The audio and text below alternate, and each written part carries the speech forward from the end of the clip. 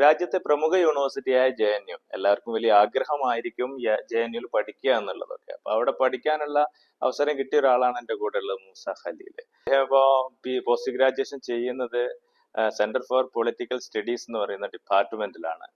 അപ്പോൾ liberal ആർട്സിന്റെയും Inter ഡിസിപ്ലിനറിയുടെയും multi ഡിസിപ്ലിനറിയുടെയും ഒക്കെ കാലഘട്ടമാണ്. ഹ്യൂമാനിറ്റീസ് മേഖലയിൽ ഒരുപാട് സാധ്യതകളൊക്കെ നിലനിൽക്കുന്നത് നമുക്കറിയാം. അപ്പോൾ JNUയുടെ ഒരു എക്സ്പീരിയൻസും എങ്ങനെയാണ് ഇപ്പോൾ CUTയുടെ കാലത്ത് എങ്ങനെയൊക്കെയാണ് ഈ സ്ഥാപനത്തിലേക്ക് എത്തിപ്പെട്ടതെന്നൊക്കെ ഒന്ന് നമുക്ക് ഖലീലുമായിട്ടൊന്ന് ചോദിച്ചറിയാം.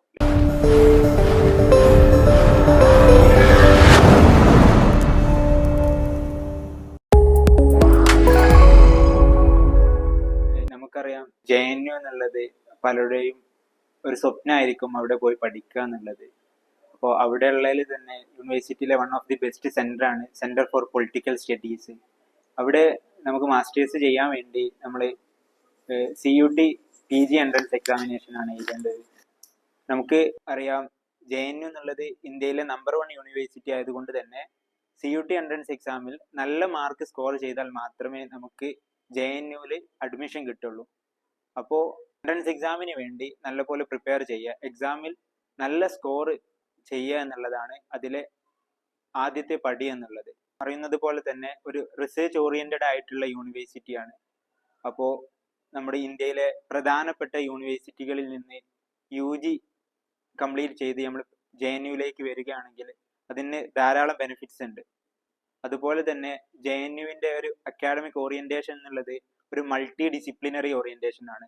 മൾട്ടി ഡിസിപ്ലിനറി എന്ന് പറഞ്ഞാൽ ഒരു സബ്ജക്റ്റിൽ ഡൊമൈൻ ഫോക്കസ് ചെയ്ത് അതോടൊപ്പം തന്നെ നമുക്ക് ഏതെങ്കിലും സബ്ജക്റ്റിലോ അല്ലെങ്കിൽ ഏതെങ്കിലും ഏരിയാസിൽ ഇൻട്രസ്റ്റ് ഉണ്ടെങ്കിൽ ആ ഏരിയാസ് കൂടി പഠിക്കാനുള്ള ഒരു ഓപ്പർച്യൂണിറ്റീസും സാധ്യതകളും നമ്മുടെ മുമ്പിൽ തുറന്നു തരുന്ന ഒരു സ്റ്റുഡൻസ് ഫ്രണ്ട്ലി ആയിട്ടുള്ള ഒരു യൂണിവേഴ്സിറ്റിയാണ് JNU. അതുപോലെ അതിനനുസരിച്ചിട്ടുള്ള ഒരു അക്കാഡമിക് കരിയറാണ് നമുക്ക് JNU പ്രൊവൈഡ് ചെയ്യുന്നത്. അപ്പോൾ ഖലീലുമായിട്ട് നമ്മൾ സംസാരിക്കുമ്പോൾ മനസ്സിലാകുന്ന JNU ഇപ്പോൾ നമ്മുടെ കൂടെ ഒരുപാട് വിദ്യാർത്ഥികൾ ഉണ്ടായിരുന്നു. പൊളിറ്റിക്കൽ സയൻസിൽ 200 മാർക്ക് കിട്ടിയ വിദ്യാർത്ഥികളുടെ ഒരു അനുമോദന ഫംഗ്ഷനിലായിരുന്നു നമ്മൾ ഉണ്ടായിരുന്നത്.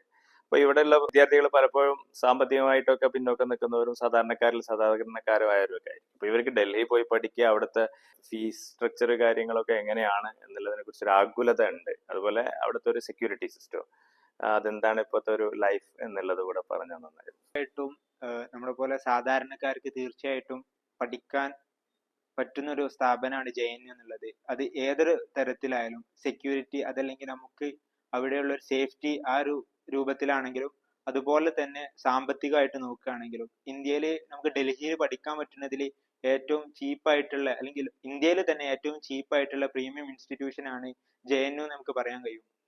അതുപോലെ തന്നെ യൂണിവേഴ്സിറ്റിയുടെ സൈഡിൽ നിന്നാണെങ്കിലും അതുപോലെ ഓരോ സെന്റർ സ്പെസിഫൈഡ് ആയിട്ടും പല സ്കോളർഷിപ്പുകളും നമുക്ക് നൽകുന്നുണ്ട്.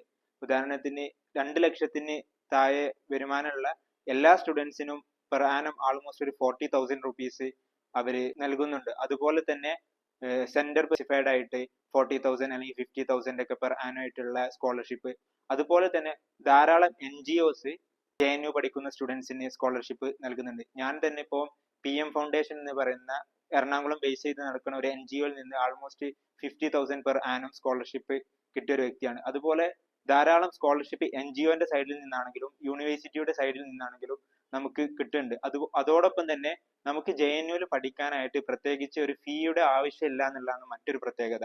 അവിടെ ട്യൂഷൻ ഫീ ആയിട്ട് നമുക്കൊരു സെമസ്റ്ററിൽ 250 രൂപയാണ് സോഷ്യൽ സയൻസിന് വരുന്നത്. അതുപോലെ തന്നെ ഹോസ്റ്റൽ ഫീ ആയിട്ട് നമുക്കൊരു 5,000 റുപ്പീസ് സെക്യൂരിറ്റി ഫണ്ട് ആയിട്ട് ഫസ്റ്റ് ആഡ് ചെയ്യണം. അത് നമ്മൾ എപ്പോൾ വെക്കേറ്റ് ചെയ്യുന്നു അപ്പോൾ ഫുള്ളി ഫണ്ടഡ് നമുക്ക് തിരിച്ചു കിട്ടും.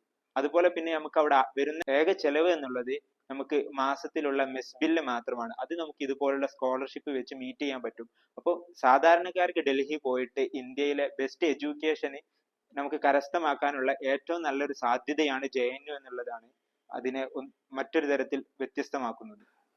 അപ്പോൾ ഇന്ന് നമ്മൾ സംസാരിച്ചത് മൂസ ഖലീൽ. അപ്പൊ JNUയുടെ എക്സ്പീരിയൻസ് ഒക്കെ ഷെയർ ചെയ്തു.